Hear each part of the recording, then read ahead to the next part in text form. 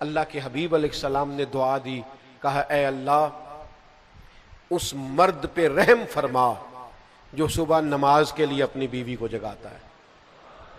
کہا اے اللہ اس عورت پر رحم فرما جو صبح نماز کے لیے اپنے شوہر کو جگاتی ہے۔ وہ میرے دوستو، اللہ کا فرض ادا کرنے کا ٹائم ہے اور میرے گھر میں میرے اہل خانہ میرے بچے سو رہے ہیں، میری ذمہ داری تو یہ تھی کہ میں ان کی نیند نہ دیکھتا، شریعت کا قانون دیکھتا، اٹھو وقت نماز ہے۔ لیکن وہ یہ ذرا دیر سے آیا ہے، یہ رات کو ذرا جاگتا رہا ہے، اس کے پیپرز کے دن۔ اب کیا بات کر رہے ہیں آپ؟ اپنے گھر کے اندر بھی یہ نظام نہیں بنا سکتے؟